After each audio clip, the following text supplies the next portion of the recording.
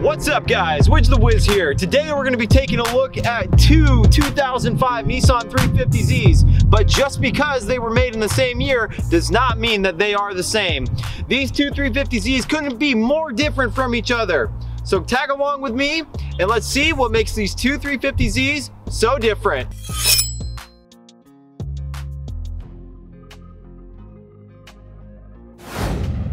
Alright guys, so we're out here today with my two Nissan 350Zs. I know I have two of them, it's kind of crazy, but the Nissan 350Z is such an iconic sports car and has been one of my favorite sports cars of all time, and I'm so fortunate that I get to have two. Some longtime fans of the channel will recognize this yellow 350Z behind me here. This is the first 350Z that I ever got. It's a 2005 touring model. It's been really awesome to own. It only has like 42,000 miles on it right now, and it's just been a blast to drive. Let's talk about some of the things on this vehicle and then compare them to the other 350Z that we have here today. So first off, this 2005 Nissan 350Z is a very special paint color. This paint color is actually the 35th anniversary paint color. It's called Ultra Metallic Yellow. Now this car, though it's not a 35th anniversary, it's still very fun to drive. One of the things that a lot of people don't know about the convertibles versus the coupes is that the leather in the convertibles is actually made out of a different material. I guess this is so that it's more resistant to the sun. It seems to be a thicker type of leather. Now this is the touring model, and it did come with the Bose sound system, as we can see the subwoofer in the back as well as the head unit. And it also came with a satellite navigation system, which is not too used today, but it's still nice to have it. As well as it came with a cruise control and a limited slip differential. This car has been so fun to drive in the summer, but unfortunately one of the things that I dislike about it is the convertible top. Now, with the top down, it doesn't really seem to be an issue, but one of the things that I found was when I was on a 6-hour road trip with this vehicle was the wind noise going past the soft top was just, I mean, it was almost unbearable at some point. So I went ahead and I actually ended up getting this coupe over here because I didn't want to kind of deal with that anymore. Now, though this is a 2005 model year 350Z, you'll notice that the taillights and the turn signals have been swapped out for aftermarket ones in the turn signals case, and for the 2006 to 2009 model year taillights. If we take a look at the tail lights and the turn signals on this 05, which is completely stock, you'll notice that they still have the normal incandescent light bulbs for the tail light, as well as the standard turn signal and reverse light. Alright, now let's go ahead and talk about this 2005 Nissan 350Z coupe over here. Now this is actually a special type of 350Z. It is the 35th anniversary. Now in 2005, the reason why that was special is they only made roughly 1,000 of these cars in 3 different colors. One of those colors was the yellow here, and the other one was the Silverstone Metallic, and then there was a black one. Obviously the yellow ones are the ones to be sought after because that was the special color for that year, but the Silverstone Metallic does look pretty good too.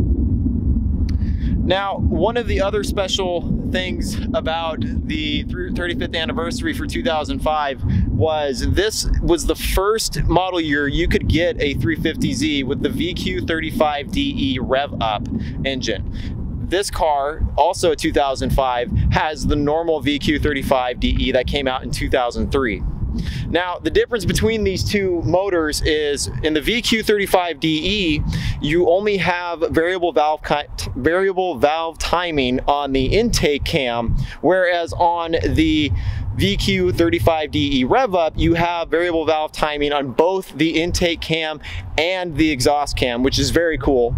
Also, the rev up motor, as the name would imply, it revs a little bit higher than the standard VQ35DE. This one redlines at 6,500 RPM, and this one redlines at 7,000 RPM.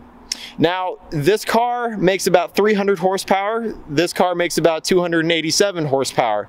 Now, the one downside is that you do make a little less torque with this one, but overall, I still think it's a fine engine. All right, so now we're sitting in the convertible 350Z 2005 again. I'll probably say that a lot throughout this. Let's go ahead and start it up.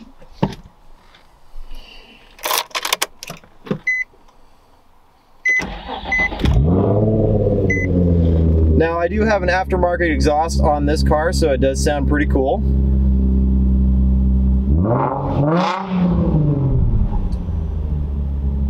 I'll go ahead and give us a look at the satellite navigation system. This door is a little bit broken on my car, so please bear with me on that, but it still opens up and should launch normally. I'll blur that out so you don't know where I'm at. But this was really cool back in 2005. Don't get too much use out of it today. And honestly, it does take up one of your cubby holes in the back to have to run the DVD for the software. So that is one difference. The coupe does not have a satellite navigation system, so it does give you an extra storage compartment in the back that looks like that one, which is really cool. All right, now we're sitting in the 35th anniversary 350Z. I'll go ahead and start this one up too, but it will not sound as cool because it still has the stock exhaust. This one's been really well taken care of for the most part. It only has 48,000 miles on it. Now, as compared, basically, now the 35th anniversary, what's really cool about this car, not only does it have the higher horsepower motor, but it also has Brembo brakes. I really like to think of this car as basically being the track package 350Z combined with the touring version, the Grand Touring version of the 350Z, because you get the nice leather seats, which the track version doesn't have, and I don't think the track version came with cruise control. Could be wrong there, but overall, I just think it's a much nicer package. So as you saw in the convertible 350Z, we had the navigation, but in this one we don't, so we actually have some extra storage space here, which is really nice. And then also in the back, where previously we had a DVD tray, we now have another storage bin back there, which is really nice. Overall, I think the leather seats in this car are nicer than the leather seats in the convertible. The reason that is I just think these are softer and they're a little bit more comfortable, whereas those ones are a little bit thicker leather, and they're meant to withstand abuse from the sun and other elements, being that it's convertible. But overall, it's a very nice vehicle. I don't mind driving either one of these. The convertible, I dislike to drive on long distances, but for the coupe, I basically don't have any issues. But yeah. One of the other ways you can tell the difference between the 35th anniversary and just a normal 350Z of the 2005 model year variety. If you ever see these types of headlights, these were only available from 2003 to 2005.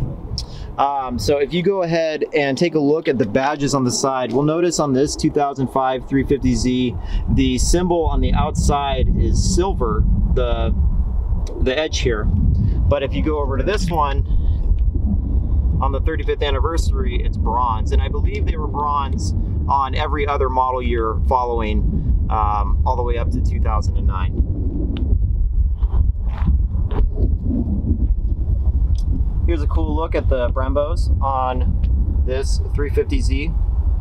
Also, in 2005, they came out with these wheels, and I believe that they were standard going forward, 2005 all the way up again to 2009.